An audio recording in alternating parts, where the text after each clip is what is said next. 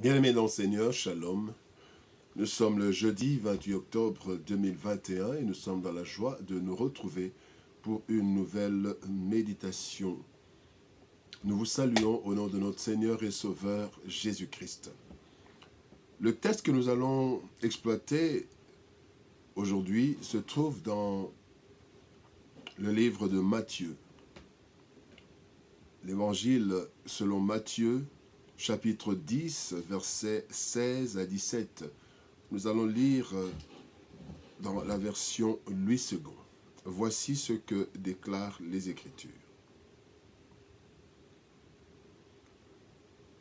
Voici, je vous envoie comme des brebis au milieu des loups. Soyez donc prudents comme les serpents et simples comme les colombes. Mettez-vous en garde contre les hommes, car ils vous livreront aux tribunaux et ils vous battront de verges dans leurs synagogues. Mission périlleuse. Mission périlleuse, tel est le thème de notre méditation de ce jeudi, 28 octobre 2021. Comme le Père m'a envoyé, moi aussi je vous envoie. Jean 20, 21. Tel est le message du Seigneur Jésus-Christ à ses disciples. Ainsi, tout disciple est un envoyé. Quand le Seigneur ordonne aux disciples de faire de toutes les nations des disciples, cela veut dire aussi faire de toutes les nations des envoyés. Des envoyés pour la grande mission de salut de l'humanité. Dans le texte du jour, bien-aimés, le Seigneur révèle le caractère dangereux de la mission, mais aussi les dispositions à prendre par les disciples pour mener à bien la dite mission. En effet, Dieu protège ses envoyés, mais il leur demande de faire leur part. Voyons le danger de la mission ainsi que la sécurité de l'envoyé. Premièrement, nous parlons du danger de la mission. Et le danger de la mission, c'est le monde. Christ prévient ses disciples qu'il les envoie au milieu des loups. Et ces loups sont répartis en 3 catégories. La première catégorie de loups, des personnes au milieu qui ressemblent aux loups, ce sont les opposants. Ici, nous ne parlons pas d'opposants politiques, assurez-vous. Mais les opposants à l'évangile, à la mission. Voilà pourquoi c'est dangereux. Parce que nous rencontrerons des oppositions.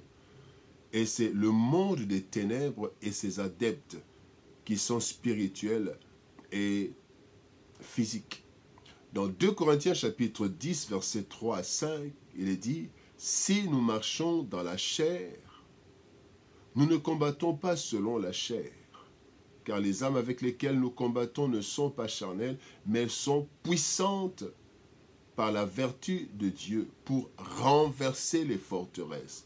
Nous renversons les raisonnements et toute hauteur qui s'élèvent contre la connaissance de Dieu. Et nous amenons toute pensée captive à l'obéissance de Christ. Donc là, il y a opposition. Voilà pourquoi c'est dangereux. Et cette opposition n'est pas une opposition simple. Elle est parfois violente. Il y a les opposants.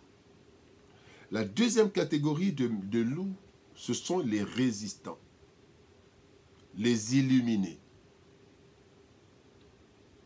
Dans 2 Corinthiens chapitre 4, versets 3 à 4, la Bible dit « Si notre évangile est encore voilé, il est voilé pour ceux qui périssent, pour les incrédules, dont le Dieu de ce siècle a aveuglé l'intelligence. » Ils sont devenus des illuminés. Ils sont devenus des extrémistes. afin qu'ils ne vissent pas briller la splendeur de l'évangile de la gloire de Christ, qui est l'image de Dieu. Et là, les résistants sont aussi parfois dangereux. En fait, ils ne sont pas du monde des ténèbres. Ils ne se battent pas pour arrêter l'évangile, mais ils sont tellement voilés, ils sont tellement illuminés qu'ils s'opposent à l'évangile, qu'ils résistent plutôt à l'évangile. Ils ne s'opposent pas, mais ils résistent. Et c'est difficile de les convaincre. La troisième catégorie, ce sont les ignorants. Les gens qui croient bien faire. Tout simplement, ils ignorent. Éphésiens 4, 17, 18 nous dit « Voici donc que je dis et ce que je déclare, voici donc ce que je dis et ce que je déclare dans le Seigneur, c'est que vous ne devez plus marcher comme les païens qui marchent selon la vanité de leurs pensées.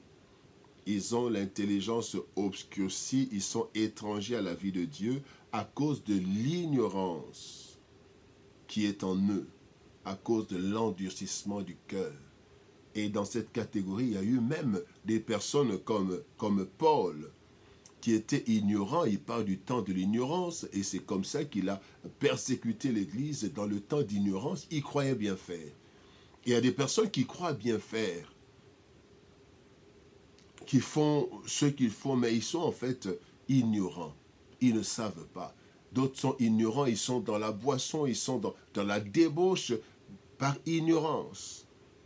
Et ceux-là aussi en veulent à l'Église. Donc il y a les opposants, il y a les résistants, il y a les ignorants, qui constituent en fait un danger, et l'ennemi utilise ces personnes en permanence comme les opposants, ou bien par intermittence comme pour les résistants et les ignorants. Et maintenant, bien-aimés, deuxième point, la sécurité de l'envoyé. La sécurité de l'envoyé, bien-aimé, repose sur trois choses particulièrement. La première chose, c'est la présence et les promesses du Seigneur. Dans Matthieu 28, le Seigneur dit « Voici, je suis avec vous tous les jours jusqu'à la fin du monde. » Dans la présence de Dieu, malgré le danger de la mission, la présence de Dieu nous rassure. Le deuxième volet de la sécurité de l'envoyé, là maintenant, nous entrons dans ce que l'envoyé doit faire. Soyez prudents comme les serpents, la prudence du serpent. Proverbe 22, 3 dit « L'homme prudent voit le mal et se cache, mais les simples avancent et sont punis. » Le serpent est un des animaux les plus prudents sur la terre. Il fait attention au moindre bruit et prend les dispositions de protection.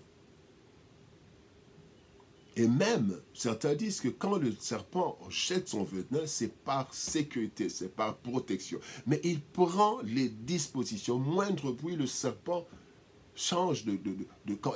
Il se protège.